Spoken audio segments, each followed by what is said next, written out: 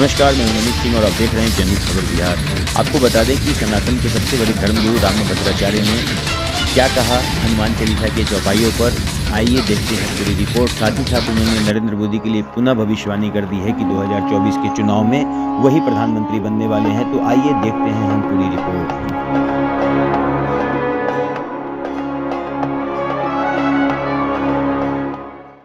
शंकर सुवन जो बोला जा रहा है वो गलत है जी।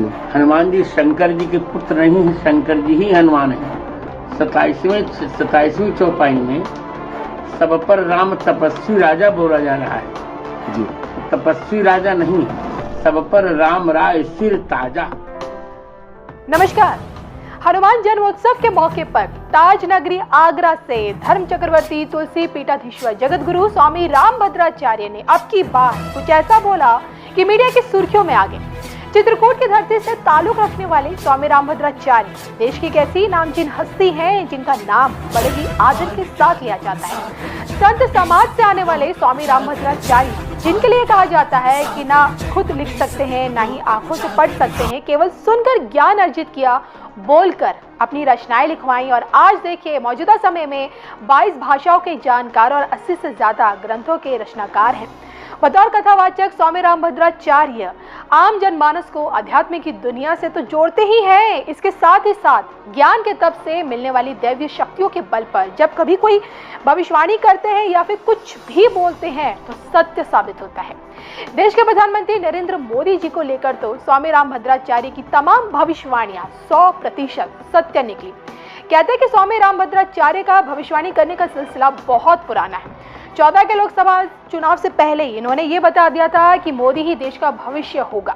19 के लोकसभा चुनाव से पहले ये बता दिया था कि फिर से सत्ता में पीएम मोदी ही आएंगे।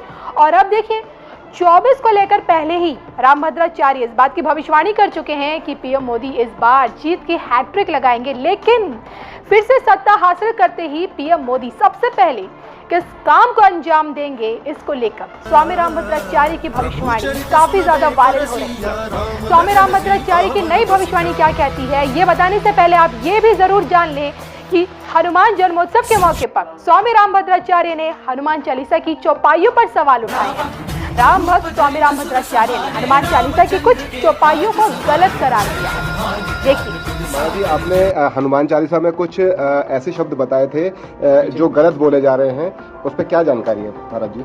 क्या जानकारी दुनिया जानती है? हाँ, कौन कौन से शब्द हैं? शंकर सुवन जो बोला जा रहा है वो गलत है जी। हनुमान जी शंकर जी के पुत्र नहीं है, शंकर जी ही हनुमान है। तो मूल पाठ है उसका शंकर स्वयं केसरी नंदन। नोट करते आइए जी महाराज जी। और दूसरा 27वीं चौपाई में सब पर राम तपस्वी राजा बोला जा रहा है जी। तपस्वी राजा नहीं, सब पर राम राय सिर ताजा। जी जी जी। और तीसरा पाठ है 32वें में, राम रसायन तुम्हारे पासा, सदा रहो रघुपति के दासा नहीं है वो जी, सादर हो रघुपति के दासा। सादर हो रघुपति के दासा। जी जी जी। अब फिर भूल जाएंगे, फिर मुझे खाएंगे आप। है नहीं, रिकॉर्ड कर रहे हैं, रिकॉर्ड कर रहे हैं। अच्छा, और 38वीं चौपाई है, जो सतबार पाठ कर कोई नहीं पाठे, यह सतबार पाठ कर जोई छूटे बन्नी महासुख। तो हनुमान चालीसा की किन चौपाइयों पर स्वामी रामभद्राचार्य सवाल उठा रहे हैं, आइए आपको ग्राफिक्स के जरिए समझाने की हम कोशिश करते हैं। हनुमान चालीसा की एक चौपाई शंकर सुवन केसरी नंदन में स्वयं की जगह सुवन छप गया है।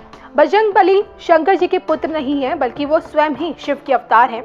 तो हनुमान चालीसा की चौपाई में ये गलती है।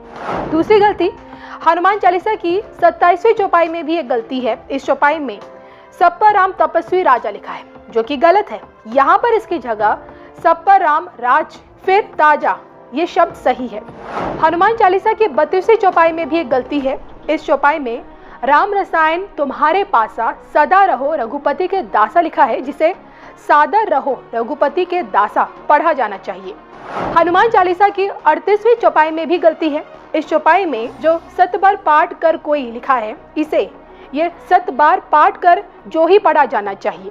तो 100 बात की एक बात यह कि स्वामी रामभद्राचार्य द्वारा बताए गए हनुमान चालीसा से जुड़ी ये कुछ ऐसी अशुद्धियां हैं जिनका राम भक्तों को सही से उच्चारण करना चाहिए। तो हनुमान चालीसा की चौपाइयों पर सवाल उठाने वाले ये वही स्वामी रामभद्राचार्य हैं जिनकी गवाही ने देखिए राम मंदिर का रास्ता साफ किया था और जिन्होंने समाज के कल्याण के लिए अपना संपूर्ण जीवन समर्पित किया और जो देखिए हमेशा से देश में हिंदू राष्ट्र की मांग हमेशा उठाते आए हैं। बहरहाल देश के प्रधानमंत्री नरेंद्र मोदी को लेकर स्वामी रामभद्राचार्य की ताजा भविष्यवाणी ये कहती है, पीएम मोदी ने अपने विवेक से किस तरह से कश्मीर की समस्या का हल किया। पहले उन्होंने 35 से धारा 370 हटाई और उसके बाद कश्मीर की समस्या को खत्म किया, लेकिन समस्या का पूरी तरीके से हल तब होगा जब तक पाक अधिकृत कश्मीर को भारत का हिस्सा बना देंगे। 2024 के लोकसभा चुनावों में मोदी सरकार एक बार फिर सत्ता में आएगी और सभी संत मिलकर रामचरितमानस को राष्ट्रीय ग्रंथ घोषित कराएंगे। सभी संत जन मिलकर सरकार पर दबाव बनाएंगे कि वो इस प्रस्ताव को संसद में पारित कराए।